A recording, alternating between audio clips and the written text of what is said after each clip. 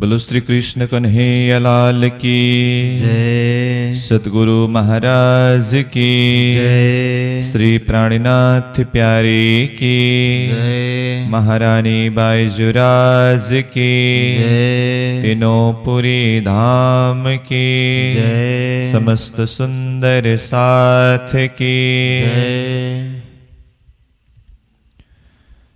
महमत कहे महबूब जी कोई रह्यान और उदम बेशक और काहों नहीं बिना तेरे तले कदम बिना तेरे तले कदम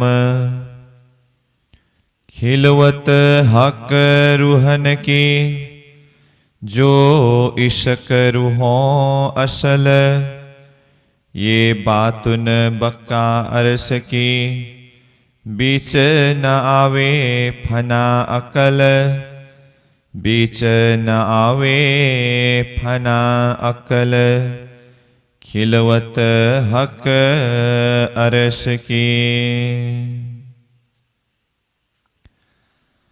अक्षरातीत प्रियतम धाम धनी श्रीराज जी महाराज की असीम अनुकंपा के द्वारा महामती श्री प्राणीनाथ जी प्रणीत यह तारतम सागर ब्रह्मवाणी अंतर्गत खिलवत ग्रंथ के माध्यम से कुछ दिनों से हम वाणी चर्चा वाणी चिंतन करते आ रहे हैं। तो आज का इस पावन बैठक में हम यह खिलवत ग्रंथ का 11वां प्रकरण इसके माध्यम से कुछ चिंतन करेंगे, कुछ चर्चा करेंगे। तो इस प्रकरण के द्वारा महामती प्राणीनाथ जी ने हक रोहन की खिलवत लिखी है। इस विषय शीर्षक के माध्यम से चौपाई को प्रारंभ करते हैं। खिलवत हक रूहन की जो इसक रूहों अक्कल ये बातुन बक्का अरस की बीच न आवे फना अक्कल। इस तरह से यह चौपाई को प्रारंभ करते हैं। तो समग्र में इस प्रकरण के अंदर इसक रब्द प्रेम संवाद का प्रसंग महामती प्राणीनाथ जी ने यहाँ पर चर्चा किया है। तो परम धाम के अंदर अनंत समय से ही श्रीराज जी, श्यामा जी और हम 12,000 आत्माओं के बीच में ये इसक रब्द प्रेम संवाद किस तरह से हुआ करता था। और आज का दिन यही इसक रब्द प्रेम संवाद बढ़ते बढ़ते इतनी ऊंची स्थिति में पहुंची। तो जिसके कारण हम आत्माएं खेल में आए और आत्माएं खेल में आने के बाद फिर इस फरामुशी का खेल के अंदर आत्माओं को जागृत कराने के लिए प्रियतम धाम धनी ने धर्म शास्त्र वेद कतेवों को किस तरह से भेजा और उन शब्दों के माध्यम से किया हुआ भविष्यवाणी के आधार पर स्वयं प्रियतम धाम धनी आदि के रूप में, सदगुरु के स्वरूप में, प्राणीनाथ जी के स्वरूप में, अथवा शास्त्र के हिसाब से कहे तो बुद्ध कल के अवतार स्वरूप में, कतेव ग्रंथ के हिसाब से कहे तो रूहल्ला इमाम मेदी के स्वरूप में आकर के किस तरह से आत्माओं को जागृत कराकर पुनः अपनी खिलवत खाना मूल मिलावा के अंदर जागृत कराने का यह तारतम्य प्रकाश को प्रकाशित किया। ये भाव को समग्र रूप में ये प्रकरण का सार रूप दिखाई देता है। तो इसका मुख्य चौपाइयों को लेकर के इस प्रसंग के ऊपर जरा सा हम चिंतन करेंगे। वैसे इसक रब्द प्रेम संवाद के विषय में तो हम समय समय में चिंतन करते ही रहते हैं, परंतु वाणी के अंदर अलग अलग प्रसंगों में और बीतक में भी इसक रब्द प्रेम संवाद का प्रसंग के ऊपर चिंतन करते हैं, चर्चा करते हैं। क्योंकि लालदास जी महाराज ने बीतक भी प्रारंभ किया ना, पहले मूला अद्वैत में भौम जहां इसक तहां प्रेम रब्द में भया हुकुम हक। तो इस तरह से अद्वैत परमधाम के अंदर ईशक रब्द यानी कि प्रेम संवाद में प्रियतम धाम धनी श्रीराज जी महाराज ने हम आत्माओं को खेल देखने के लिए हुक्म किया। तो इस प्रसंग के ऊपर हम बीतक में भी चिंतन करते हैं, वाणी में भी अलग अलग जगह में अलग अलग प्रसंग में चिंतन करते हैं, परंतु वाणी के अंदर सार रूप में ईशक रब्द प्रेम संवाद का प्रसंग यह खिलवत ग्रंथ का 11वें प्रकरण के ऊपर प्रणिनाथ जी ने रखा है। तो इसीलिए विशेष रूप में हम इस प्रकरण को वो ईशक रब्द प्रेम संवाद का प्रसंग को ही सार भाव में आज हम चिंतन करने जा रहे हैं।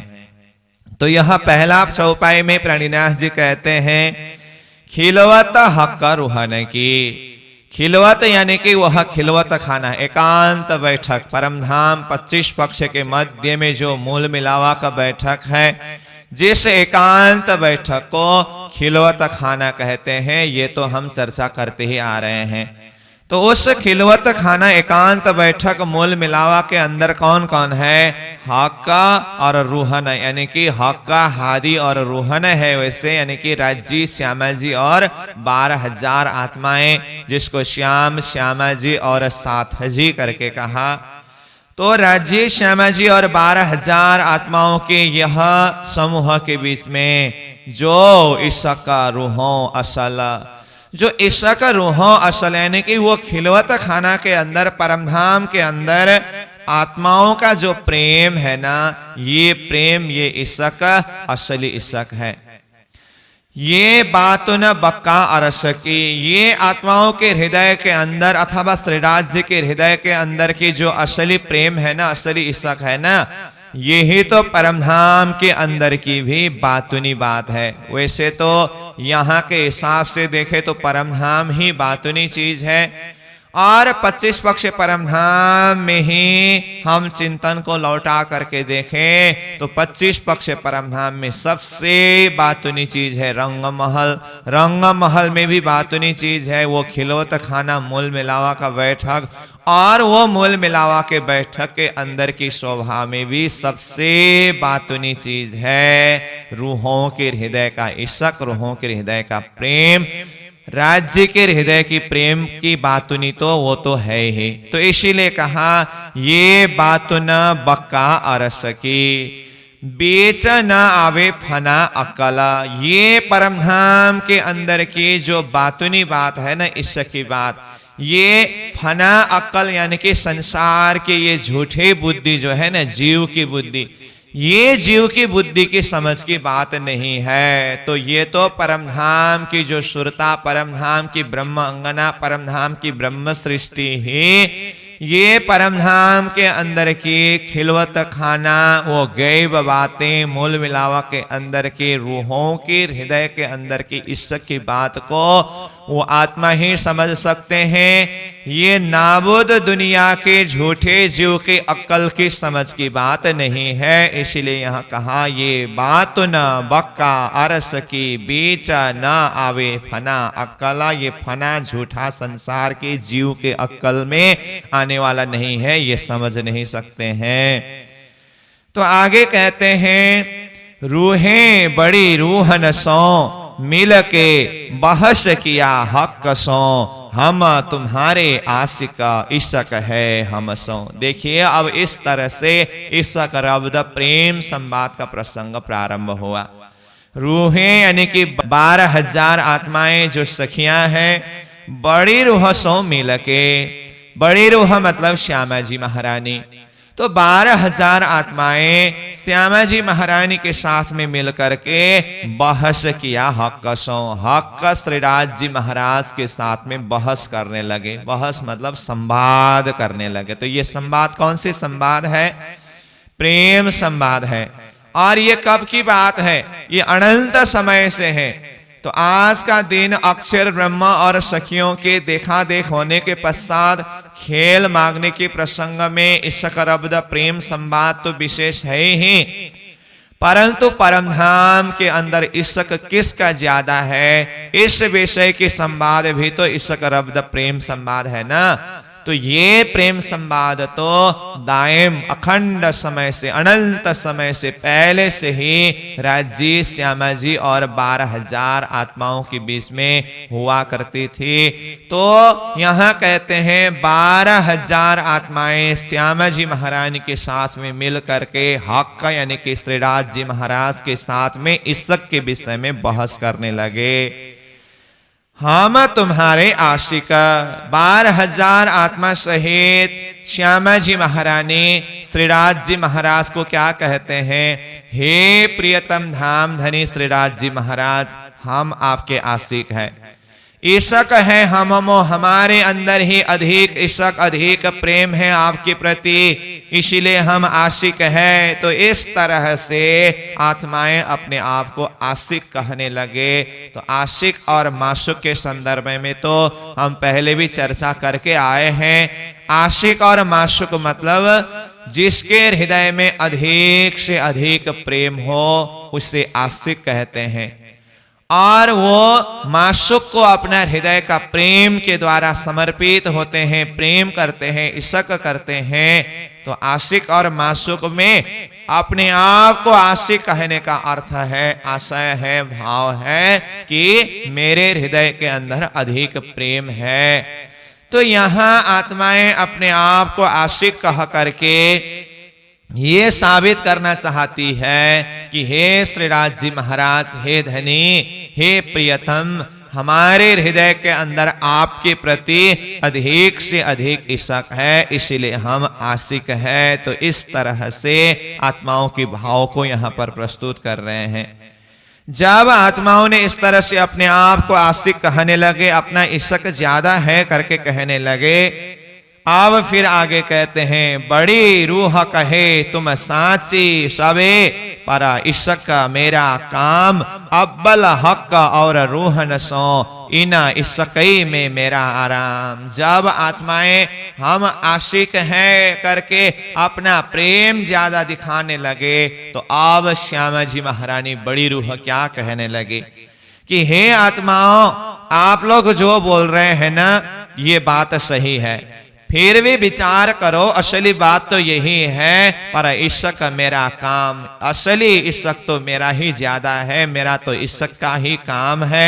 अब्बल हक और रूहन सो, शुरू से ही हक श्रीराज जी महाराज और आत्माओं के साथ में मैं ही ज्यादा इश्क, मैं ही ज्यादा प्रेम करता हूँ। इन इश्क में मेरा आराम, मेरा तो आराम ही इसी इश्क में है, इसीलिए मेरा इश्क ज्यादा है, मेरा प्रेम ज्यादा है। श्यामा जी महारानी एक तरफ अपनी इश्क, अपने प्रेम को ज्यादा प्रमाणित करने लगे। फिर जवाब रूहन को इन बिद दिया हक। अब देखिए, सबसे पहले 12,000 आत्माओं ने कहा हम आप लोगों के आशिक हैं और हमारा इश्क ज्यादा है। तो उसके बाद श्यामा जी महारानी कहने लगे, आप लोगों की बात कुछ हद तक सही है, परंतु इश्क तो मेरा ही ज्यादा है, मेरा तो इश्क में ही आराम है। इतना सुनने के पश्चात अब धाम धनी प्रियतम श्रीराज जी महाराज कहने लगे। तो यहाँ कहा, फिर जवाब रूहन को, आत्माओं को जवाब दिया, इन बिद दिया हक। इस प्रकार से हक श्रीराज जी महाराज ने दिया कि इश्क तुम्हारा भले है। हे आत्माओं, आप लोगों के हृदय के अंदर भले ही इश्क है, मैं ये नहीं कहता कि आप लोगों के हृदय के अंदर इश्क ही नहीं है, प्रेम ही नहीं है, आप लोग मुझे प्रेम ही नहीं करते, ऐसी बात नहीं है। भले आप लोगों के अंदर इश्क तो है, पर मैं तुम्हारा आशिक। देखिए, आप लोगों के हृदय के अंदर प्रेम तो है, परंतु असली बात तो यही है सखियां, मैं तुम्हारा आशिक। श्रीराज जी महाराज आत्माओं को कहने लगे कि मैं तुम्हारा आशिक हूं। तो हम बार बार यही चर्चा करते आ रहे हैं, अपने आप को यहाँ आशिक कहने का अर्थ है मेरा प्रेम ही अधिक है, मेरा इश्क ही अधिक है। तो इसको साबित करने के लिए धाम धनी श्रीराज जी महाराज आत्माओं को कहने लगे मेरा प्रेम ही ज्यादा है। तो देखिए, तो इस तरह से इश्क रब्द किस तरह से हो रही है। सखियां कहती है हमारा इश्क ज्यादा है, इसलिए हम आपके आशिक हैं। बड़ी रूह श्यामा जी कहते हैं कि इश्क तो मेरा ही ज्यादा है, मैं अव्वल से ही शुरू से ही श्रीनाथ जी को ही इश्क करती हूँ, प्रेम करती हूँ और सखियों को भी प्रेम करती हूँ, इसीलिए मेरा तो इश्क में ही आराम है, इश्क में ही विश्राम है, इश्क ही मेरा काम है। श्रीनाथ जी महाराज कहते हैं आप लोगों के हृदय के अंदर भले ही इश्क है, इसमें कोई दो राय नहीं है, परंतु असली रूप में आशिक तो मैं ही हूं। तो अपने आप को आशिक कहने का अर्थ इश्क तो मेरा ही अधिक है, ये प्रमाणित करना चाहते हैं। तो इस तरह से इश्क रब्द प्रेम संवाद चल रही है।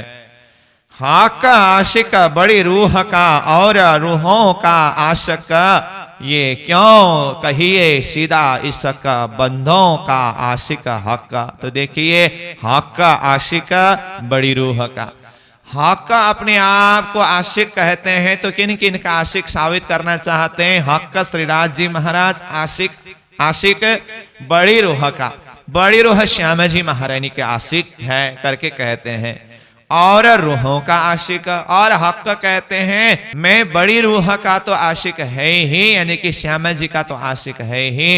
इतना ही नहीं, मैं आत्माओं का भी आशिक हूं और रूहों का आशिक, सखियों का भी मैं आशिक हूं, यानी कि सखियों से भी अधिक इश्क मेरे हृदय के अंदर है। हक का आशिक बड़ी रूह का और रूहों का आशिक, ये क्यों कहिए सीधा इश्क। इस तरह से सीधा सीधा इश्क के विषय में किस तरह से कहा जाए, किस तरह से समझ जाए। बंदों का आशिक हक, आत्माओं के जो आशिक हक स्वयं हो रहे हैं, यहाँ पर हक का परमात्मा श्रीनाथ जी स्वयं अपने आप को अपने बंदों आत्माओं के जो आशिक साबित करना चाहते हैं। तो ये कितनी गहरी बात है।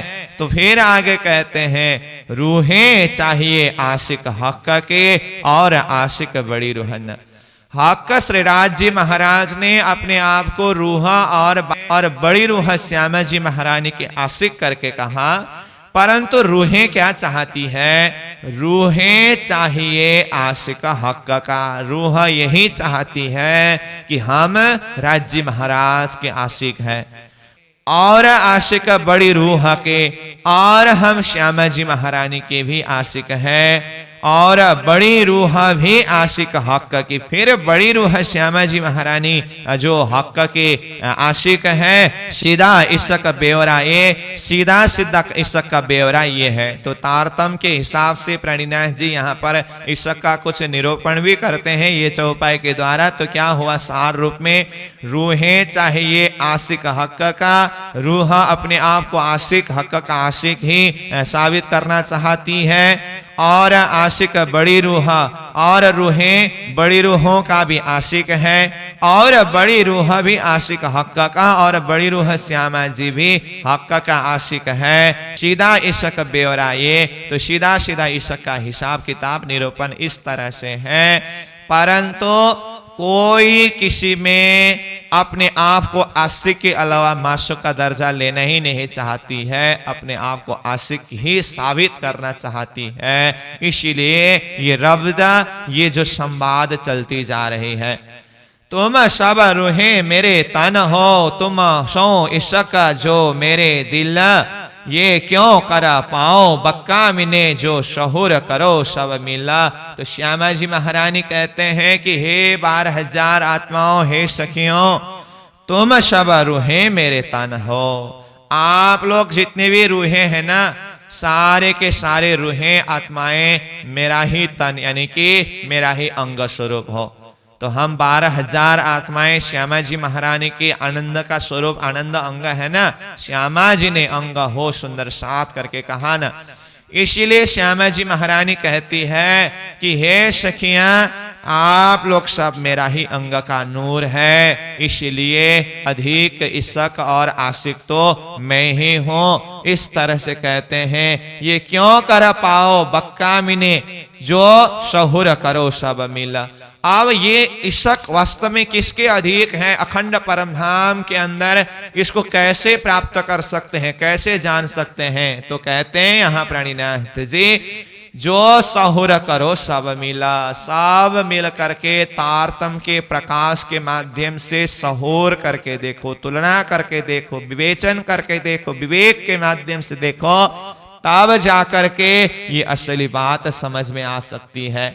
तो श्यामा जी महारानी जब सखियों को कहने लगे कि आप लोग सब मेरे तन हो, मेरे अंग स्वरूप हो, इसीलिए मैं आशिक हूं, तब हक के दिल में उपजिया, मैं दिखाऊं अपना इश्क का और दिखाऊं साहिबी, रूहें जानता नहीं मुतलक का। अब देखिए इस तरह से दाएम से ही निरंतर ये इश्क रब्द प्रेम संवाद चलते चलते चलते चलते आ रहा है। तो अंततो गत्वा प्रियतम धाम धनी श्रीराज जी महाराज ने अब अपने हृदय के अंदर एक विचार को प्रकट किया। तो कहते हैं ताबा हक के दिल में उपजिया, हक श्रीराज जी महाराज के दिल में यह भाव, यह विचार प्रकट हुआ, क्या मैं दिखाऊं अपना इश्क। अब तक मैंने आत्माओं को मैं आशिक हूं, मेरा इश्क ज्यादा है करके कहते समय न आत्माएं मानने के लिए तैयार हुए, न श्यामा जी महारानी मानने के लिए तैयार हुए। ये लोग तो मानने के लिए तैयार ही नहीं है, बस अपना अपना इश्क ज्यादा होने का दावा लेकर के, अपने आप को आशिक साबित करने का दावा लेकर के बैठी हुई है। इसीलिए श्रीराज जी महाराज ने सोचा मैं अब इन आत्माओं को इश्क का परिचय करा देता हूं, इश्क का बल समझा देता हूं, मैं दिखाऊं अपना इश्क, मेरा इश्क कितना अधिक है, इन आत्माओं को अब मैं प्रमाणित करके दिखाता हूं और दिखाऊं साहिबी, और मैं अपना साहिबी भी दिखाता हूं। रूहें जानत नहीं मुतलक का, जो अभी तक आत्माएं निश्चय रूप में, मुतलक यानी कि निश्चय ही मेरा इश्क और मेरा साहिबी को अभी तक नहीं जान पा रही है, तो मैं अब आत्माओं को अपना इश्क और अपना साहिबी दिखाता हूं। तो इस तरह से श्रीराज जी महाराज ने ये बात को दिल में प्रकट किया। तो इसी जगह में हम चिंतन करते हैं ये कब की बात है, तो परम धाम के हिसाब से आज के दिन की बात है। तो इससे आगे जो दायम अखंड समय से निरंतर इश्क रब्द होना, प्रेम संवाद होना, श्यामा जी महारानी कहना कि अपना प्रेम ज्यादा, सखियां कहती है अपना प्रेम ज्यादा, राजी महाराज कहते हैं अपना प्रेम ज्यादा, स्वयं अपने आप को आशिक कहते हैं।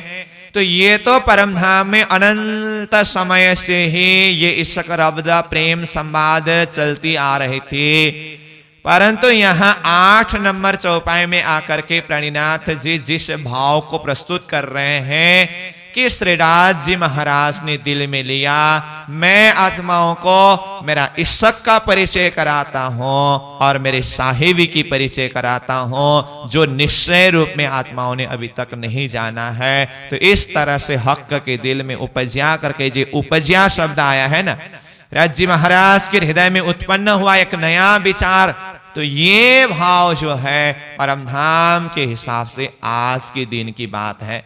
तो इसी जगह में अन्य चौपाई के माध्यम से अन्य प्रसंग में भी प्रणिनाथ जी ने जो कहा, यही प्रसंग आज के दिन की बात है कि श्रीराज जी महाराज ने आज अब ये इश्क का निरूपण करने के लिए, वास्तव में श्रीराज जी का इश्क किस अर्थ में अधिक है और परमधाम के अंदर श्रीराज जी की जो पातशाही है वो कैसे हैं, ये आत्माएं नहीं जान सकती है। तो इसका परिचय देने के लिए श्रीराज जी महाराज ने अब आज का दिन ही आत्माओं को खेल दिखाने की बात को अपने हृदय के अंदर एक विचार के रूप में प्रकट किया। तो कहा, पहले लई हक के दिल में, पीछे आए माहे नूर, ता पीछे हादी रूहन में, ये जो हुआ जहूर। इस तरह से खेल का विस्तार होने का महाकारण से कारण का प्रसंग और कार्य रूप का विस्तार किया है। तो पहले लय हक के दिल में, सबसे पहले हक श्रीराज जी महाराज ने अपने दिल में लिया, क्या मैं रूहों को खेल दिखाता हूं अथवा आत्माओं को खेल दिखाता हूं। जैसे ही श्रीराज जी महाराज ने दिल में लिया, तो श्रीराज जी का आनंद स्वरूप श्यामा जी महारानी है। श्यामा जी महारानी का आनंद स्वरूप 12,000 आत्माएं हैं जो श्रीराज जी महाराज के साथ में परमधाम के अष्ट प्रहर की लीला में मदमस्त है। और श्रीराज जी महाराज के ही सत का स्वरूप जो अक्षर ब्रह्म है, अक्षर ब्रह्म अक्षरधाम में रहते हैं, जो बाल लीला करते हैं, इसलिए अक्षर ब्रह्म को बाल स्वरूप कहा है। तो अक्षर ब्रह्म के अपनी ही प्रकृति के द्वारा अनंत ब्रह्मांड बनाना मिटाना, वो स्वयं अपनी ही बाल लीला में मदमस्त है। परंतु नित्य प्रति पहला प्रहर का अंतिम घड़ी लगभग 9 बजने के लिए कुछ समय बाकी रहता है। उस समय में नित्य प्रति अक्षर ब्रह्मा अक्षरातीत प्रियतम धाम धनी श्रीराज जी महाराज के दीदार के लिए, दर्शन के लिए अक्षरधाम अपने महल से निकल करके जमुना जी को पार करते हुए परमधाम रंग महल के सामने चांदनी चौक में उपस्थित होकर के श्रीराज जी को दर्शन करते हैं। तो कहा ना, इन समय भगवान जी इता दर्शन को आवे, नीता झरोखे स्वामी नजर करे, प्रणाम करके पीछे फिरे। तो जिस समय में परमधाम की अष्ट प्रहर लीला में पहला प्रहर का 4 घड़ी समय व्यतीत होने के पश्चात, यानी कि 7:30 बजे का समय पूरी होने के बाद 7:30 बजे से 9 बजे तक परमधाम की नित्य लीला में तीसरी भौम की वो पड़साल में निरत लीला होती है। तो ये निरत लीला चलते चलते, क्योंकि 9 बजे तक निरत लीला होनी है, तो 9 बजने से कुछ समय पहले ही अक्षर ब्रह्म वहां दर्शन के लिए आते हैं। तो इसी प्रसंग में कहा, इन समय भगवान जी इता, इस समय में तीसरी भौम में निरत लीला चलते हुए प्रथम प्रहर के अंतिम घड़ी के समय में अक्षर ब्रह्म नित्य प्रति दर्शन करने के लिए आते हैं और दर्शन करके लौट करके चले जाते हैं। झरोखे सामी नजर करे, प्रणाम करके पीछे फिरे।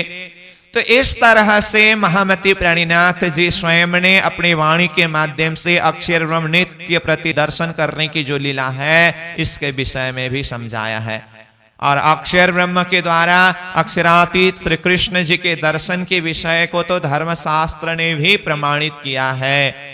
कुटस्थ एव तद्धामनि कृष्ण दर्शन लालस, नित्यम प्रयाति परमा प्रेम पूरित मानस।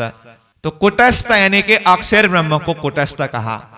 श्रीमद् भागवत गीता के 15वें अध्याय में 3 पुरुष का वर्णन किया है ना, 4 पुरुष, अक्षर पुरुष और उत्तम पुरुष करके। तो अक्षर ब्रह्म के लिए क्या कहा, कुटस्थ अक्षर उच्यते। अक्षर ब्रह्म को कुटस्थ अक्षर कहा। तो कुटस्थ का अर्थ है वो अखंड स्वरूप, अविनाशी स्वरूप, नित्य स्वरूप।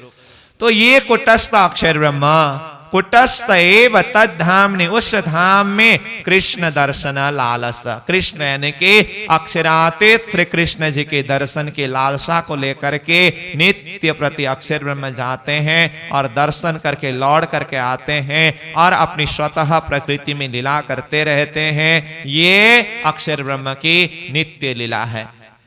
तो इसी तरह से परमधाम की लीला, अष्टप्रहर की लीला सदैव चलती आ रही है और अक्षर ब्रह्म की स्वतः अपनी प्रकृति की लीला चलती आ रही है और नित्य प्रति अक्षर ब्रह्म दर्शन करने की जो लीला है ये भी चलती आ रही है। परंतु जैसे ही आज का दिन श्रीराज जी महाराज ने मैं आत्माओं को खेल दिखाऊंगा और इसी खेल के माध्यम से मेरा इश्क और मेरे पातशाही को समझाऊंगा करके श्रीराज जी महाराज ने दिल में लिया। तो हर रोज की तरह आज भी अक्षर ब्रह्मा परमधाम में श्रीराज जी को दर्शन करने के लिए आए। सदा सदा तो श्रीराज जी महाराज निरत लीला देखने में मदमस्त रहते थे। उसी समय में अक्षर ब्रह्म पूर्व दिशा चांदनी चौक में आकर के प्रणाम करते थे। जिस समय में राज्य महाराज तीसरी भौम के उत्तराभिमुख सिंहासन में विराजमान होकर के सखियों की निरत लीला को देखते रहते थे, तो अक्षर ब्रह्म राज्य के ये आर्ध स्वरूप को ही दर्शन करके चले जाते थे। परंतु आज के दिन श्रीराज जी महाराज ने जैसे ही नया विचार को प्रकट किया है, मैं आत्माओं को इशक और मेरी पातशाही को दिखाऊंगा करके ये भाव को प्रकट किया, तो अब इसको अब एक कारण बना करके आत्माओं को ये इशक और पातशाही को समझाने के लिए खेल में भेजना है ना। इसलिए आज का दिन श्रीराज जी महाराज ने अपनी लीला में कुछ परिवर्तन लाए। तो जैसे ही अक्षर ब्रह्म दर्शन करने के लिए आए, तो आज श्रीराज जी महाराज ने अपनी जो ये स्वरूप को पूर्व दिशा की तरफ, अक्षर ब्रह्म की तरफ यानी कि चांदनी चौक की तरफ मोड़ करके देखने लगे। तो अक्षर ब्रह्म ने आज श्रीराज जी महाराज का पूर्ण स्वरूप का दर्शन किया। अब इधर निरत लीला चलते चलते जब राज्य महाराज का नजर पूर्व दिशा चांदनी चौक की तरफ मुड़ते हुए दिखाई दिया, पास में श्यामा जी महारानी विराजमान है, तो श्यामा जी महारानी भी पूर्व तरफ देखने लगे, राज जी भी श्यामा जी भी पूर्व तरफ देखने लगे चांदनी चौक की तरफ। तो सखियों के मन में भी संशय हुआ, इतनी आनंददायी लीला चलते चलते राज जी श्यामा जी क्या देख रहे हैं, तो हमें भी देखना है। तो सखियां भी अब झरोखा के किनार में निकल करके चांदनी चौक की तरफ अपनी दृष्टिपात करने लगे। इसी समय में उधर चांदनी चौक में अक्षर ब्रह्म उपस्थित है, इधर तीसरी भौम के झरोखा में सखियों की समूह उपस्थित है। इस तरह से आज का दिन जो ये परमधाम की लीला में ये अक्षर और इन सखियों के बीच में एक आपस में देखना हुआ, तो यही ये सृष्टि बनने का एक कारण प्रसंग अब यहां से प्रारंभ हुआ। तो कारण कैसे बना? जैसे ही वो एक पुरुष को देखा, अभी तारतम की समझ के हिसाब से देखते समय तो ये अक्षर ब्रह्म है, परंतु उसी समय तो सखियों को तो कुछ पता ही नहीं है ना, एक अनजान पुरुष है, देखने में श्रीराज जी जैसे ही लगते हैं, परंतु जिनके विषय में न अभी तक कभी सुना है, न कभी देखा है, न कभी सोचा है, कुछ पता ही नहीं है।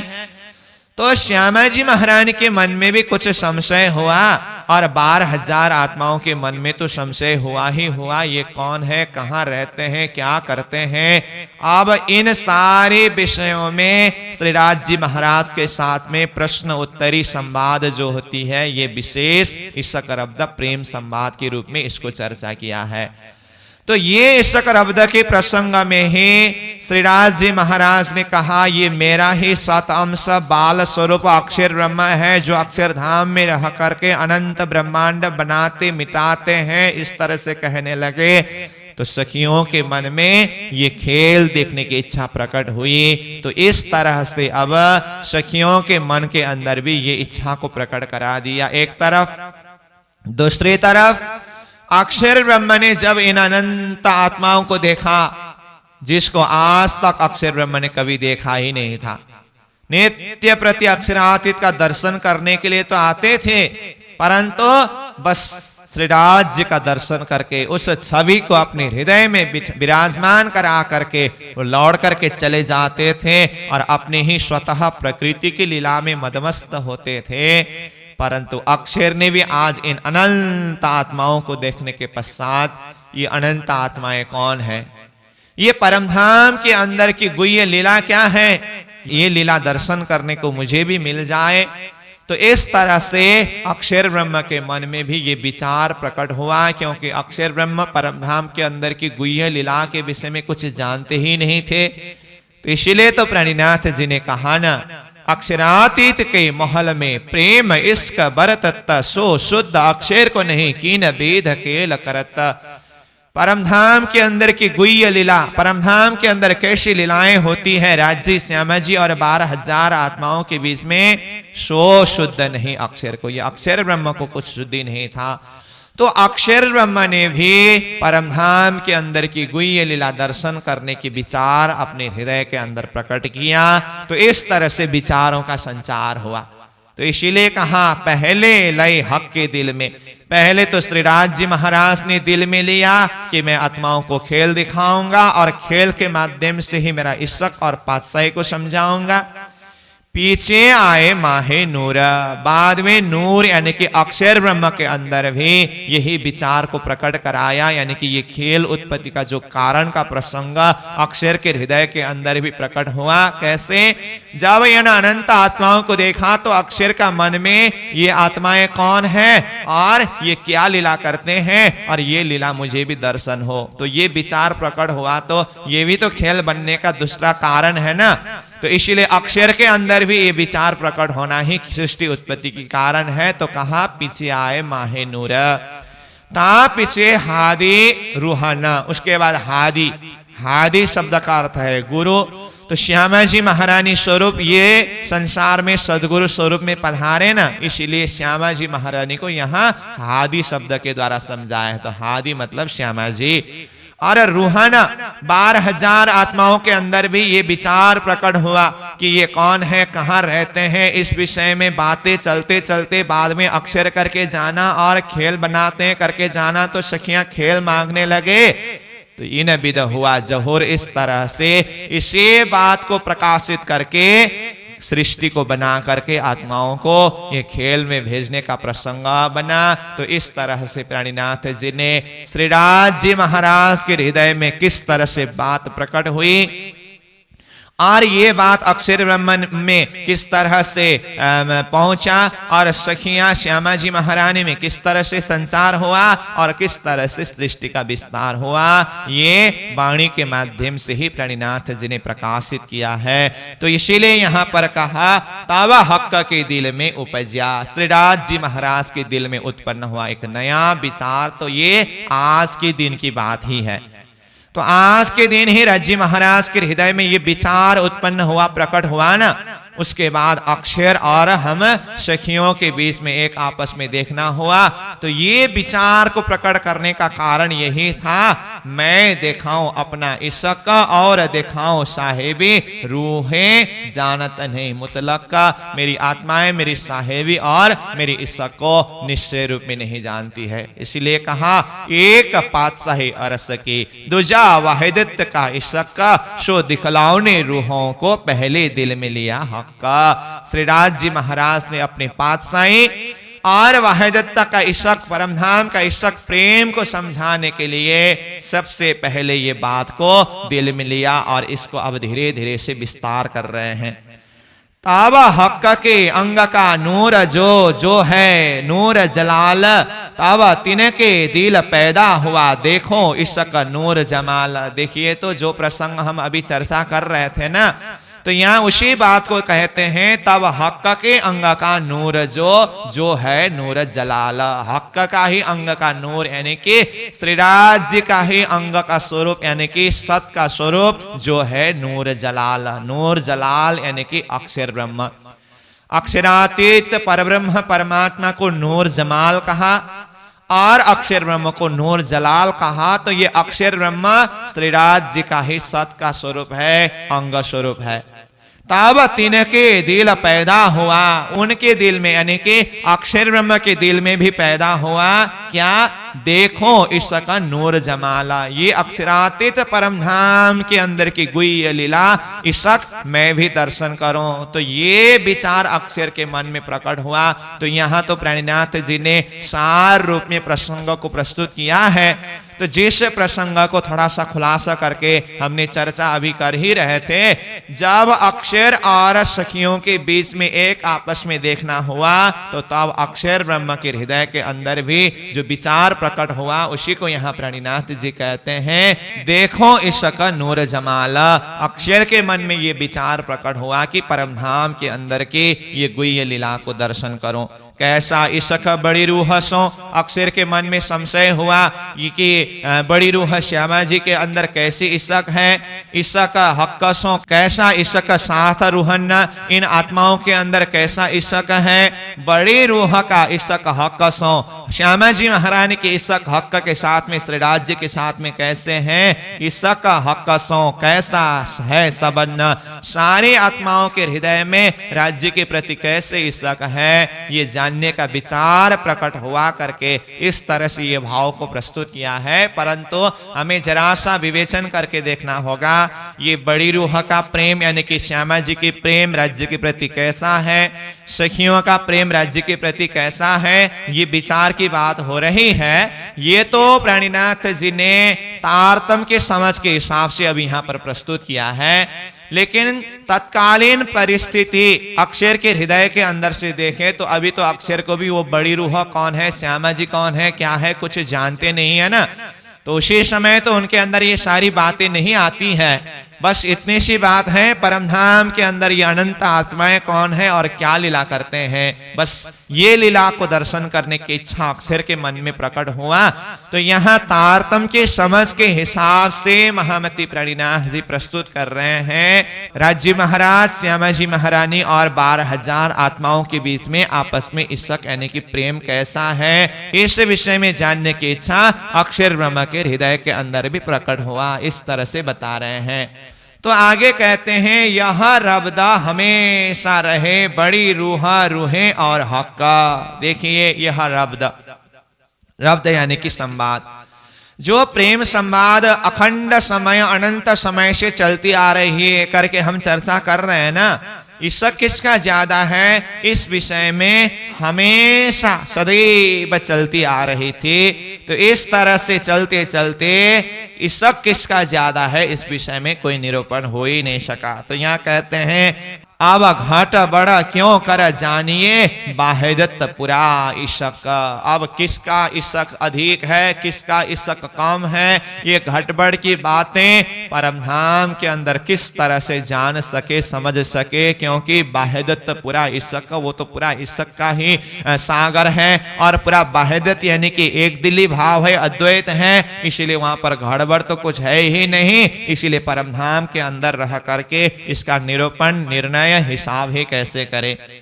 असल जुदागी अरस में सो तो कबो न होए, बाहिदत इश्क घट बड़ क्यों करा होवे दोए। देखिए परमधाम के अंदर तो जुदागी चीज तो कभी है ही नहीं, अलग तो कभी होना होता ही नहीं है। तो अलग हुए बिना, जुदागी हुए बिना, थोड़ा सा घटबड़ की स्थिति को देखे बिना परमधाम के अंदर इश्क किसके ज्यादा है, तो इस विषय में कैसे निरूपण कर सके, कैसे निर्णय कर सके, ये तो संभव ही नहीं हुआ। तो इसका मतलब यहाँ क्या दिखाई दे रहा है, इश्क के असली महत्व को अथवा किसके अधिक है किसका कम है, इस विषय को जानने समझने के लिए तो जरा सा जुदागी होना पड़ेगा। वो जुदागी तो परमधाम के अंदर तो है ही नहीं, इसलिए वो परमधाम के अंदर ही रह करके ये इश्क का निरूपण करना बहुत ही मुश्किल की बात है। इसलिए श्रीराज जी महाराज ने अब आत्माओं को खेल दिखाने की विचार करके अब जुदागी का खेल दिखाने के लिए संसार में भेजने का एक अंतर विचार को प्रकट किया और सखियों को ये जो अक्षर ब्रह्म का रूप दर्शन कराया। अब अक्षर ब्रह्म का रूप देखने के पश्चात सखियों के हृदय के अंदर ऐसे ऐसे प्रश्न, ऐसे ऐसे विचार आने लगा। अब आगे राज्य और सखियों के बीच में जो संवाद हुआ, इन्हीं प्रसंगों को आगे प्राणीनाथ जी इन चौपाइयों के माध्यम से प्रस्तुत करते हैं। तो एक एक चौपाई के द्वारा अर्थ करना ये तो अच्छी बात है, एक एक शब्द शब्द के हिसाब से हम उसमें डूब जाएं, चिंतन करें, समझ जाएं, परंतु हम इसी प्रसंग को, इसी चौपाइयों को सार रूप में एक चर्चा के माध्यम से कथानक हिसाब से चिंतन करें और उसी को हम चौपाई चौपाई से अध्ययन करें तो स्वतः समझ में आ जाएगा। उसके अंदर और कई गुना ज्यादा रस है, लज्जत है, स्वाद है, मस्ती है। तो इन प्रसंगों का सार रूप में हम चिंतन करें। तो जैसे ही अक्षर ब्रह्म को देखा तो सखियां अब श्री राज जी महाराज से कहने लगे कि हे राज जी महाराज, ये देखने में शकल आपके जैसे ही लगते हैं, परंतु हमने आज तक कभी नहीं देखा था यह अनजान पुरुष, अनजान व्यक्ति कौन है। तो श्री राज जी महाराज कहने लगे, हे सखियां, तुम लोग इस परमधाम के सुख में, आनंद में, प्रेम में मदमस्त हो, ओतप्रोत हो, फिर दूसरे किसी के विषय में जानने की क्या जरूरी है, क्या आवश्यकता है? ऐसे तो कितने आते हैं जाते हैं, कितने नया नया दृश्य को देखने को मिलता है, तो इन सारे विषयों में जानने से क्या फायदा है, क्या मकसद है तुम लोगों का? तो इस तरह से उस विषय को ऐसे ही टालने की बातें की। फिर भी राज जी महाराज अंत में कहते हैं कि हे सखियां, फिर भी तुम लोग अगर जानना ही चाहते हो तो ये मेरा ही सत अंश अक्षर ब्रह्म है जो अक्षरधाम में रहते हैं। अच्छा, अक्षर ब्रह्म अक्षरधाम में रहते हैं, तो अक्षरधाम में रह करके वो क्या करते हैं? तो इस तरह से जब सखियां पूछने लगे तो श्रीराज जी महाराज कहते हैं, इस विषय में जानने से तुम लोगों का क्या फायदा है? वो क्या करते हैं, क्या नहीं करते हैं, ये क्या जरूरी है? फिर भी तुम लोग पूछ ही रहे हो तो बता देता हूं, वो अनंत ब्रह्मांड बनाते मिटाते हैं, जो असत जड़ दुखमय संसार जगन्नाटक को बनाते मिटाते हैं। तो जब इस तरह से श्रीराज जी महाराज ने कहा तो सखियां कहने लगे, अनंत विश्व ब्रह्मांड, संसार बनाना मिटाना, ये संसार क्या है, बनाना और मिटाना क्या है? तो इस तरह से पूछने लगे तो श्रीराज जी महाराज कहते हैं, ये संसार के विषय में कुछ समझाने लगे। ये संसार फरेब का है, झूठा है, असत जड़ दुखमय है, जहां पर जन्म और मरण का चक्र चलता रहता है। तो इस तरह से संसार के गुण के विषय में कहने लगे। तो अब सखियों के मन में यह विचार प्रकट होने लगा, तब तो हमें वो संसार खेल जगन्नाटक को देखना होगा। तो श्रीराज जी महाराज के साथ में कहने लगे कि हे श्रीराज जी महाराज, आप जिस अक्षर ब्रह्म के खेल के विषय की बात कर रहे हैं ना, संसार जगन्नाटक के विषय की बात कर रहे हैं ना, जहां जन्म लेना पड़ता है, मृत्यु को धारण करना पड़ता है, असत जड़ दुखमय है करके, तब तो फिर वो कुछ इंटरेस्टिंग है, देखने के लिए योग्य है। इसलिए हे धामधनी प्रियतम श्रीराज जी महाराज, हमें कृपा करके आप वो खेल को दिखाइए करके आप सखियां खेल देखने की जो प्रस्ताव है, मांग है, श्रीराज जी महाराज के समक्ष में प्रस्तुत करने लगे। तो यहां पर अंतर हृदय में प्रकट कराने वाले तो श्रीराज जी महाराज ही हैं, परंतु जब सखियां इस तरह से खेल मांगने लगे तो राज जी महाराज कहते हैं, नहीं, खेल नहीं देख सकते, खेल देखने के योग्य नहीं है। राज जी महाराज मना करने लगे। सखियां खेल देखने के लिए जबरदस्त मांग कर रही हैं। तो ये जो अब खेल मांगने के विषय में और मना करने के विषय में बहुत सारी जो तर्क वितर्क संवाद हुआ, ये प्रेम संवाद, ये इश्क रब्द है। ये समय के हिसाब से भी देखें तो परमधाम में आज का दिन जिस प्रसंग में हम चर्चा कर ही रहे हैं, प्रथम प्रहर का अंतिम घड़ी समय जब व्यतीत हुआ तो अक्षर ब्रह्म तो लौट करके अपने महल की तरफ चले गए।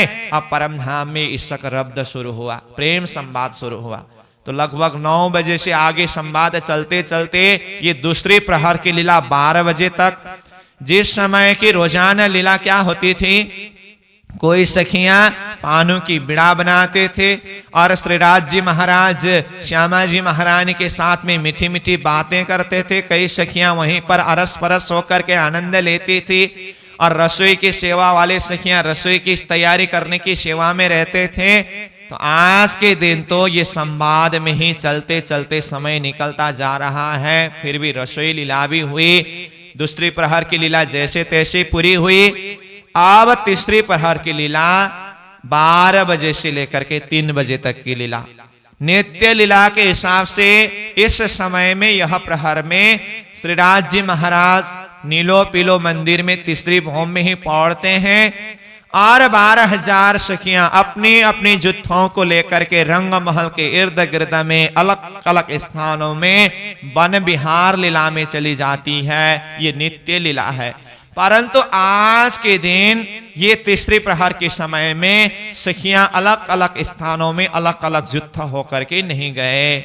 सारी सखियां एक जगह में एकत्रित होकर के जमुना जी के तट पर विशाल सभा बिठा करके वही सुबह जो अक्षर ब्रह्म के विषय में जो बातें हुई थी, खेल के विषय में जो बातें हुई थी, उस खेल देखने के लिए श्रीराज जी महाराज के साथ में हम मांग करेंगे। इस विषय में सब तैयारी चली, सब कोई बातें करके अब खेल देखने की पूर्ण निर्णय सखियों के तरफ से लिया।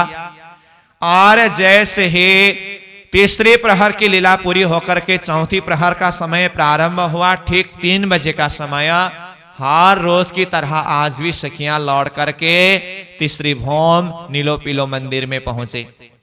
श्रीराज जी की उठापन लीला, श्रीराज जी की श्रृंगार लीला सदा की तरह हुआ।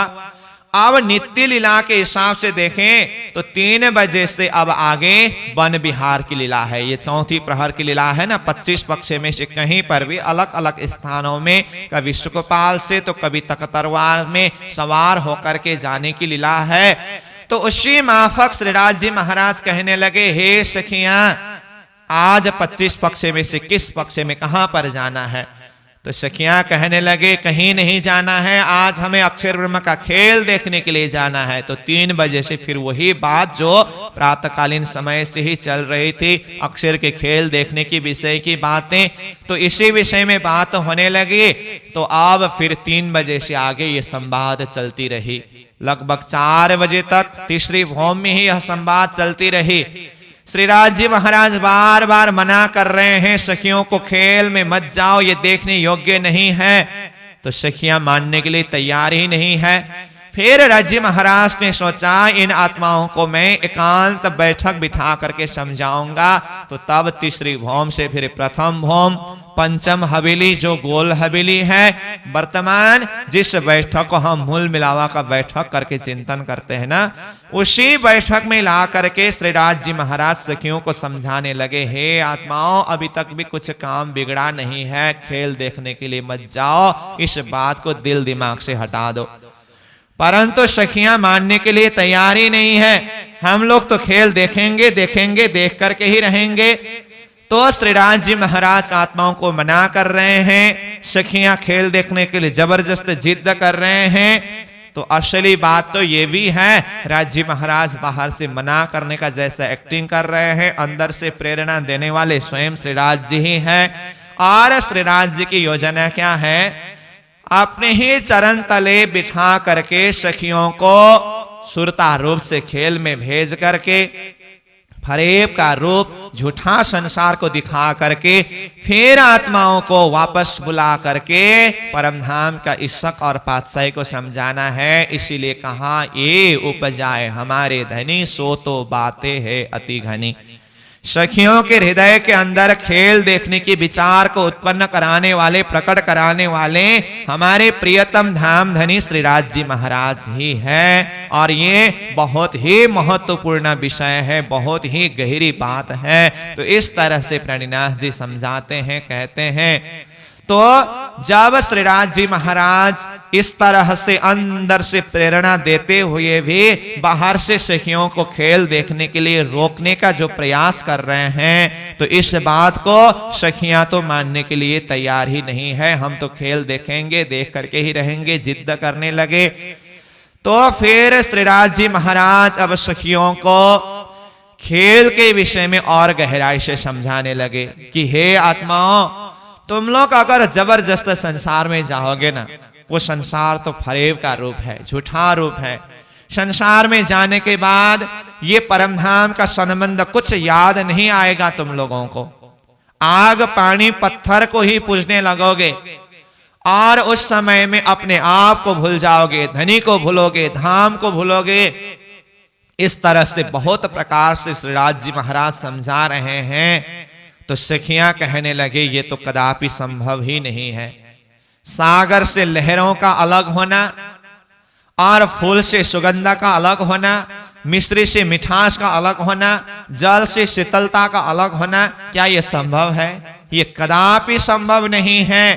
ठीक इसी तरह आपके प्रेम से, ये परमधाम की प्रेम से हम आत्माएं अलग हो, ये तो कभी संभव ही नहीं है। माया हमारा क्या बिगाड़ सकेगी? नहीं तो एक बार नहीं, श्रीराज जी महाराज 100 बार परीक्षा करके देखिए, हम भूलेंगे नहीं, हम आपके चरण से अलग नहीं होंगे। इस तरह से सखियां अपने तर्क को, अपने भाव को श्रीराज जी के समक्ष में दृढ़ता के साथ में प्रस्तुत कर रहे हैं। श्रीराज जी महाराज कहते हैं, नहीं सखियां, खेल को तुम लोग जितनी आसानी से समझ रहे हो ना, इतना आसान नहीं है, इतना सहज नहीं है। ये निश्चय है, मैं अब भी ये बात निश्चय रूप में कहता हूं कि तुम लोग खेल में जाकर के भूल जाओगे, भूलोगे, ये कोई आश्चर्य की बात नहीं है। परंतु मैं स्वयं हादी बनकर के आऊंगा, और हादी बनकर के आने से भी पहले रसूल को भेजूंगा, पत्रवाहक, संदेश वाहक को भेजूंगा, कुरान के माध्यम से, पुराण के माध्यम से, धर्म ग्रंथों के माध्यम से तुम लोगों की बातों को साक्षी के रूप में रख करके फिर मैं स्वयं हादी यानी कि सदगुरु के रूप में आऊंगा, और उन धर्म शास्त्रों के, वेद कतेबों के साक्षी प्रमाण को देते हुए तुम लोगों को जगाने के लिए मैं प्रयास करता रहूंगा। और इन सारी बातों को मैं रो रो करके समझाऊंगा। ऐसी स्थिति में मेरी बात को सुनकर के कुछ समय के लिए तो तुम लोग भी रोगे, परंतु माया इतनी बलशाली होगी, तुम लोगों को होश में आने नहीं देंगे। तो ऐसी ऐसी बहुत गहरी बात धामधनी ने आत्माओं को समझाया। तो इसी भाव को प्रणिनाथ जी अपनी वाणी के माध्यम से कहते हैं, श्रीराज जी ने सखियों को किस तरह से समझाया। हादी मीठे सुकन हक के कहेगा तुम्हें रोए रोए, तुम भी सुन सुन रोए से, पर होश में ना आवे कोई। मैं हादी बन करके आऊंगा, और सुकन हक के प्रियतम धामधनी श्रीराज जी की जो वचन है, शब्द है, मैं रो रो करके वाणी के माध्यम से, तारतम के माध्यम से कहूंगा, धर्म शास्त्रों की साक्षी दे दे करके कहूंगा। तुम लोग भी सुन सुन करके रोगे, परंतु होश में नहीं आओगे। माया इतनी बलशाली है, इतना ताकतदार है, कई प्रकार से समझाया, सखियां मानने के लिए तैयार ही नहीं है। खेल की सारी गतिविधि श्रीराज जी महाराज ने समझाया, सखियां उल्टा कहती है तब तो खेल देखने के लिए और जाना चाहिए, खेल हमें दिखाइए। बहुत सारे बातें हुई, बार बार मना करने पर भी जब सखियां मानने के लिए तैयार नहीं हुए तो कहा, न मने कि हमको 3 बेर, तब हम मांग्या फेर फेर फेर।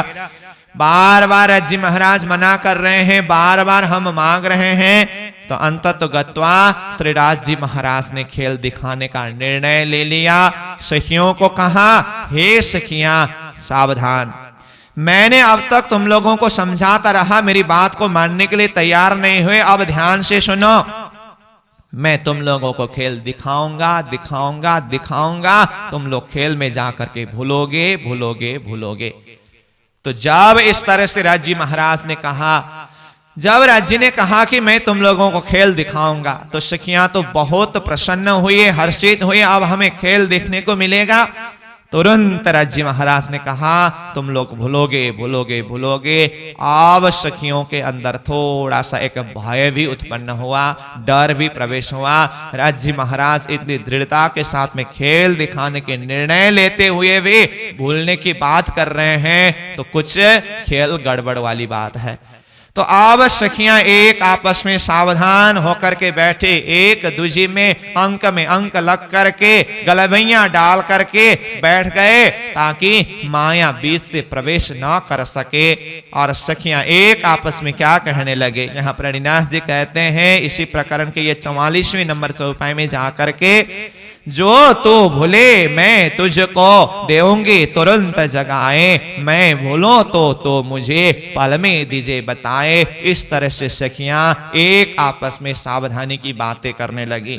तो कहा, जो तू भूले तो मैं तुझको देऊंगी तुरंत जगाए। हे सखी, खेल में जाने के बाद अगर तुम भूल गई हो तो मैं तुम्हें तुरंत जागृत करा देता हूं। मैं भूलूं तो मुझे पल में दीजिए बताए। अगर मैं भूल जाऊं और तुम जागृत हो जाएं तो तुरंत मुझे बता देना। इस तरह से सखियां भी एक आपस में सलाह करके खेल देखने के लिए तैयार हुए। फिर श्रीराज जी महाराज ने अक्षर ब्रह्म को हुक्म करके अक्षर ब्रह्म के माध्यम से ये फरेब का रूप, झूठा रूप सृष्टि का विस्तार किया और ये संसार को फैला करके बस विस्तार करके अब परमधाम से हम आत्माएं सर्वप्रथम ब्रजमंडल में आए। जो आज्ञा भई हम पर तब हम जान्या गोकुल घर। जब श्रीराज जी महाराज ने हमें खेल देखने के लिए आज्ञा किया, हम आत्माएं परात्मा स्वरूप तो परमधाम के मूल मिलावा के बैठक में है। सुरता रूप से हम ब्रजमंडल में ब्रज के गोपी के रूप में आए। 11 वर्ष 52 दिन की ब्रज लीला और उसके बाद योग माया के वृंदावन की रास लीला पूरी होने के पश्चात भी हम आत्माओं में से तामसी सखियों के दिल में खेल देखने की इच्छा पूरी न होने के कारण प्रियतम धाम धनी श्रीराज जी ने यह तीसरे ब्रह्मांड जागने के ब्रह्मांड का विस्तार किया। और ये जागने के ब्रह्मांड के अंदर धाम धनी स्वयं पहले रास लीला खेल के आए। बरारब श्याम रसुल के रूप में, पत्रवाहक के रूप में, कतेव ग्रंथ को लेकर के मोहम्मद साहेब के रूप में, हुक्म का स्वरूप के रूप में आना हुआ और रसूल मोहम्मद साहेब के माध्यम से फजर का दिन यानी कि क़यामत का दिन, आखिर का दिन को निश्चय करके रूह अल्लाह इमाम में दी आने की बात को भविष्यवाणी के रूप में रखा। धर्म शास्त्रों के अंदर भी वो ब्रह्म मुनि के रूप में दिव्य आत्माएं आने की बातें और सारा सृष्टि को ही अखंड मोक्ष देने की बातें हुई। तो इस तरह से सारे धर्म ग्रंथों के भविष्यवाणी के आधार पर ये 28वें कलियुग के समय में, कलियुग का 4660 वर्ष का समय जब व्यतीत हुआ, रसूल मोहम्मद साहेब के हिसाब से 10वीं सदी का समय जो चल रहा है, ऐसे समय में सदगुरु महाराज का आगमन हुआ। सदगुरु महाराज श्यामा जी महारानी का स्वरूप है। जो श्रीराज जी महाराज ने परमधाम में ही आत्माओं को कहा था मैं हादी के रूप में आऊंगा, तो सदगुरु स्वरूप तारतम की प्रकाश को लेकर के ये धरती में प्रकट हुए और तारतम के माध्यम से आत्माओं को जगा रहे हैं। फिर उसके बाद ये जागने महामती प्रणिनाथ जी स्वरूप को सौंपा और प्रणिनाथ जी जिसके अंदर राज्य की पूर्ण आवेश शक्ति विराजमान होकर के ये तारतम के प्रकाश के माध्यम से आत्माओं को जागृत करा रहे हैं और यही तारतम के प्रकाश के द्वारा ही आत्माओं को जगा करके परमधाम मूल मिलाव में जागृत कराएंगे। और जैसे ही हम आत्माएं परमधाम मूल मिलाव में जागृत होंगे तो राज्य की पातशाही और परमधाम के अंदर की जो वाहिदता का इशक है हमारे हृदय के अंदर समझ में आएगा, शुद्धि होगी। जिस विषय में हम निरंतर इशक रब्द प्रेम संवाद करते थे, तो ये इशक का महत्व क्या है, राज्य की पातशाही क्या है, ये खेल के माध्यम से श्रीराज जी महाराज ने समझाया। तो यही खिलवत खाना का इशक है, राज्य की पातशाही है। तो इस तरह से इन सारे विषयों के ऊपर प्रणिनाथ जी ने ये प्रकरण के ऊपर चिंतन कराया है।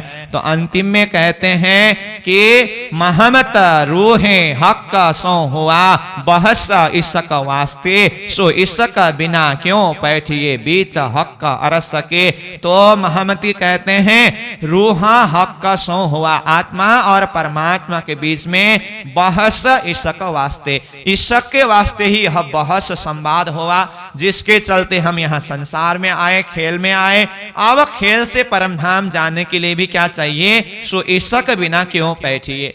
इसक के बिना परमधाम के अंदर कैसे प्रवेश कर सकते हैं, तो यहाँ इसक को प्रकट करना होगा। तो यहाँ जागने के ब्रह्मांड में भी इलम के द्वारा हक का चरण, श्री राज्य का चरण ही एक आधार है। इसको जान करके उसके प्रति इसक को प्रकट करने के बाद ही तासो महमती प्रेम ले तौलती, तिन से धाम दरवाजा खोलती। इसक के द्वारा ही परमधाम का दरवाजा खोल करके अंदर प्रवेश करना है, इसक के बिना वो प्रवेश ही नहीं मिलता। इसलिए कहते हैं सो इसक बिना क्यों बैठिए बीच हक अरस के।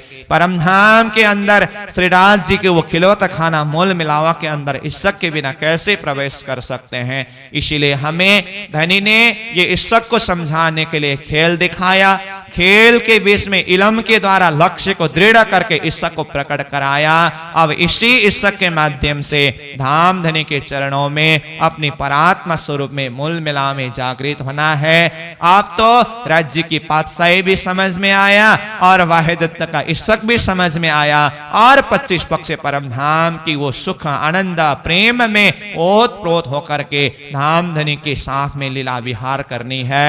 इस तरह से धाम धनी की कृपा, श्री राज्य की कृपा के द्वारा इस प्रकरण में खिलवत के अंदर की, मूल मिलावट के अंदर की, परमधाम के अंदर की ये ईश्वर की महिमा, श्री राज्य की पातशाही की महिमा को समझाया है। तो इस प्रसंग के द्वारा हम श्री राज्य महाराज में ही अपने चिंतन को, अपने ईश्वर को दृढ़ करें और श्री राज्य महाराज में ही पूर्ण रूप से समर्पित हो। तो मूल मिलावा खिलवत खाना के प्रेम ईश्वर में ही अपने चित्त वृत्ति को केंद्रित करे, ताकि वह ईश्वर हमारे हृदय के अंदर प्रकट हो, अनुभव हो और अपनी सुरता को परात्मा स्वरूप में जागृत करा सके। तो इन्हीं शब्दों के साथ चौपाई को दोहराते हुए आज की वाणी चर्चा को विश्राम देंगे। बोलो श्री सद्गुरु महाराज की जय। श्री प्राणीनाथ प्यारे की जय।